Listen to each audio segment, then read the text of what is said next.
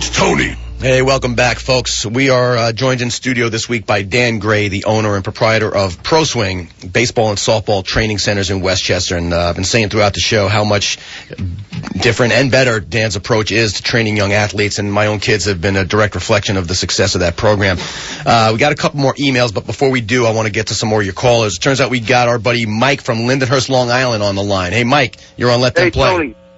How are you, Coach? I'm doing great, Mike. How's things out in Lindenhurst? Very good, very good. Good morning, Coach Dan. Good morning, Mike. How are you? You know, you guys were hitting on the subject of burnout. I just, my kids, if they could, they would play 12 months out of the year, and I don't know if that's because of me but how do I temper that? How do I put them into other things and have them go after basketball with the same emotional connection, or football, and let them enjoy that with the same emotional connection they have to baseball? Dan, you want to take a crack at that one? Well, I do. Mike, are they participating in those other sports year Yes, round? Sir. They are? Yes, sir. Okay, again, I think you just have to encourage that in the other sports. And again, I try to have schedules for my different kids based on their level of interest. So if you've got kids that are really enjoying baseball, if you can fit it into your schedule and you can financially do it, a lot of my kids will start right after football ends, which is beginning of November, middle of November, and they'll go right through to when they have their tryouts, which is, sometime around this time. And now then they'll be playing, and hopefully your kids will be playing in the summer. And again, you're giving them the time off in the fall just to recuperate the body and the mind. I mean, a lot of what we don't talk about is, it's a long season for the Northeast. Your kids are playing spring in school and then summer travel or AAU programs. But what we don't focus on is it's a little bit of a grind mentally for them. This is a game of failure, as we all know. You're going to fail more times than you're going to succeed. So at the younger levels, I think you have to temper that by giving them their time off, usually in the fall months, letting them participate in other sports, encouraging those other sports, and understanding that their mind does have to take a little bit of a break. And Mike, another thing, if you talk about developing a passion for sports other than baseball, in other words, if you're saying your kids just love baseball and they just kind of play other sports, I got to tell you one thing, just as I would never say force them to play baseball or any other sport, don't force them away from something that they love either. Now, if they do already play, I will tell you, one of the things that I just personally do, and it works with my kids, is I really emphasize the other sports as a way to make their primary sport even better. You talk about, let's say, for example, all the lateral movement training you do in basketball. Well, that has a great impact on, if you're an infielder, or even an outfielder, your first step to the ball is impacted dramatically. All the backpedaling that, believe it or not, that you do in basketball is believed to be very helpful for overall running and speed and quickness and agility. If it's football, in TJ's case, he went through his first season of football when he was in 6th grade. And because he was such an idiot and had to do a lot of push-ups, he realized how good he looked in an Under Armour shirt. And then that next year, when he went to the batting cages at Pro Swing, he realized how much more he was popping the ball. So he looked at football not as just something, a lot of fun that he's passionate about, but the impact that it's had on baseball and on basketball. I mean, sadly, the day of the 3 or even 4-letter varsity men are unfortunately gone. The days of the Bo Jackson and Deion Sanders are gone, and I think it's sad. I mean, they were always the exception, but I'm praying my kids hang on to multiple sports for as long as possible, and I think part of it is the enthusiasm that they're going to see from you as mom or dad during basketball season. You want them to match their passion in other sports. You just got to make sure you're matching that passion. I think, if they're doing it, you're not forcing them to play basketball, are you? Say it again, Coach. You're not forcing your kids to play other sports, are you? Absolutely not. Then But when they lace up to go play hoops, it's not like when if I get home for baseball, they're at the door ready to go. Yeah, but you know what, Mike? That may never happen. You may just be. And listen, Dan and I are baseball bigots, right? So if that was my kid, I wouldn't necessarily see that as a problem. As long as they're playing the other sports, Mike, there are plenty of dads who are listening to you right now going, man, I wish my kid had that passion for one sport. I think there's nothing wrong with it. And how old are your kids? I have a 12-year-old, a 10-year-old, a 7-year-old, and a 4-year-old. That's it? Only 4? You're going to find, Mike, as these kids also get older and progress, they're going to switch. They could very well switch sports. My daughter Sophia is, I don't mind saying it, she is as good, and Dominique, they're as good softball players for their age as you're going to see. And I don't mind saying it. If someone wants to challenge it, call in and I'll beat you down. But they're as good as they get for their age. And my daughter Sophia would pick lacrosse over softball in a heartbeat right now. Don't know if that's going to change. My little one would pick soccer over it right now, or basketball. It's her third. It's what she's best at, and it's her third sport. I'm not going to change that yet. She's 10. So, you're not doing anything wrong as dad or coach. I think it's a great thing. You keep exposing your kids to more and more. I don't know if you necessarily would have the cojones to have them sit out a baseball season and try lacrosse, but there are people who do that, and you find out the kid may excel in that. So they're young, man. You keep exposing them. I think you're going to have a blast watching them develop into what they ultimately become on their own. Okay, Coach. Again, great show. Hey, Mike, listen, thank you very much for the call. That's a great point, and I do appreciate it. We'll talk to you soon. Thanks. Have a nice day. All righty. That's a good point. And hearing a dad like that who does, well, let's say, listen, you and I secretly, we want our kids to play baseball because it's what we did and we love it. And this guy's got kids who are just passionate about it. And he's actually insisting, not forcing, but insisting that these guys become more well-rounded. And he wants to see that same kind of passion in their other sports. I think that's great. You know what? I was just about to go to an email, but I see Adam working diligently on a caller who's coming in, and I'd rather take a call than an email any day. So depending on who we got, Adam, you can say it out loud. Who we got, buddy? Nooch. We got Nooch from the Mongo Nation who's calling in. Hey, Nooch, we didn't want to leave you on hold too long, buddy. You're on Let Them Play. How's it going? Hey, Coach Tony, how are you? I'm doing great. Always great to hear from you.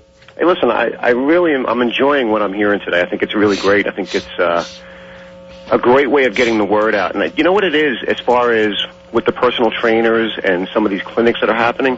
I think you mentioned it a couple of weeks ago, and the exposure of our kids nowadays, where they're not necessarily playing in the playgrounds, if you will, or playing in the backyard as much. Mm-hmm. You know what I mean? And I think what it does is, listen, the best way that we got trained, growing up, was, I had a kid that was maybe 5 or 6 years older than me, throwing BBs past me the whole time until I could catch up to him. That's how I kind of learned to play the game. Hey, I'm the youngest of 4 boys. That you described my whole childhood. Right? Other than the wedgies and the punches in the face, you just described my childhood. And that was the personal training that we got. You know what I'm saying? And obviously we had to learn as we went. And I think that the reason why a lot of these clinics are actually popping up is because a lot of the people that are running them are recognizing that. They're recognizing the fact that, hey, when I was growing up, this is the way I kind of learned to play the game. I played it as much as I could, but how are the kids playing it now? Well, you know what? You don't really get that. When's the last time you actually went around the corner of your house or you see a pickup game in the playground and saw 15, 20 kids like we used to see, whether it's football, basketball, well, maybe not basketball so much, but, baseball and football, they're really not doing it and getting that exposure and getting out. So I think these clinics are fantastic. And then, of course, the obvious is to get them away from some of these Mongo coaches. You couldn't have said it better. And Nooch, I know you're calling in from Long Island.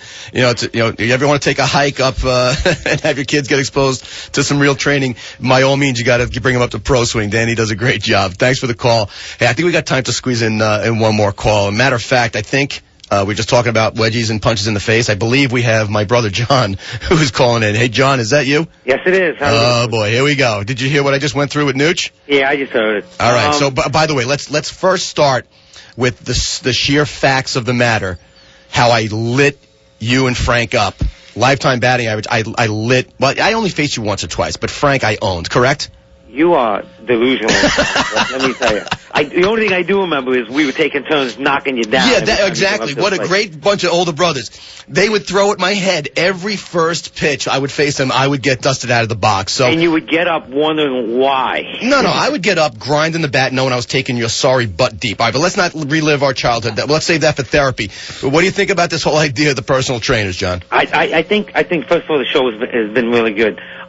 I think the only question I wanted to end in real quick, because I know you're coming to the end of the show, is for the parents who don't send their kids to personal trainers or anything else, I'm just wondering what your guest thinks about, what are the best drills for kids on their own with dads who take them down to the field.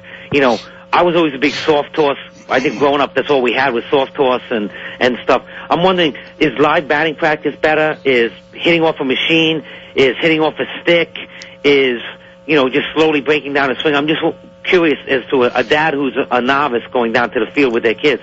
What does he think is the best way to go at of developing a swing in a young player. Well, first of all, soft toss is for you is the same thing as bad live pitching, so we're going to leave that alone. But Dan, what are some of those drills that if you had to say, okay, you're going to go down to the park or you have a net in your backyard or against a cage, what are the best things you can do with the limited space and let's say even financial resources if you want to train your kid? Tony, that's John makes a great point. And again, a lot of what we do in the lessons is try to tell our parents and our kids that if you're not trying to get your reps in outside of coming to us, you're not going to really accelerate your learning curve.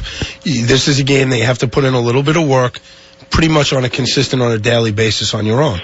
So to answer John's question, I was just down with Kevin Long, watching him work with the young minor league hitters and some of the big league guys, and all he does is tee work and front toss. So, and that's kind of what I learned in the Dodger organization and what I tried to transfer over to Pro Swing is that if you want to really break down a swing and focus on one or two things within the technique of the swing, you have to do it when the ball's not moving or when the ball's coming in at a pretty slow rate. And in front toss or side toss or your tee work where the ball's not moving, you can really break the hitter down technically without worrying about too many extraneous variables from your brother pitching to you, which is one, worrying about him hitting. Yeah, I got to duck out of the way, yeah. Correct. Movement, rotation, velocity, you take all those things out of the equation. Well, John also had a very flat fastball, not much movement either, so that's besides the point. Well, like you said, that translates well into being a little bit like front toss or side toss. But I agree with John that when the ball's not moving or you can do it at a slow rate where the kid can really take his focus and not worry about hitting the ball, but actually focus mentally on part of the function that you're kind of bringing out to him and trying to have him exaggerate. Hey, John. Yes. You suck. Thanks for calling. Hey, listen, that wraps up another week, unfortunately, Dan. Another very quick hour of my life gone by. Hey, folks, as always, I truly appreciate the emails and the phone calls and the questions. Go to www.proswingbaseball.com to learn more about Dan and his terrific organization. And remember, tune in next week, and we'll see you on Let Them Play. Take it easy, folks.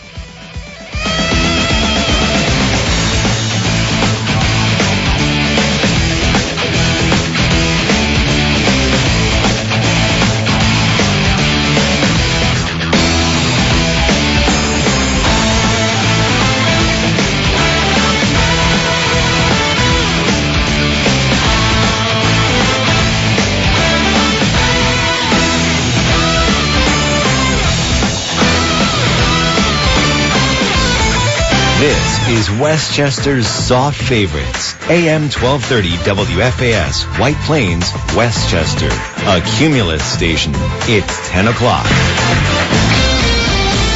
Fox News Radio. I'm Chris Foster. The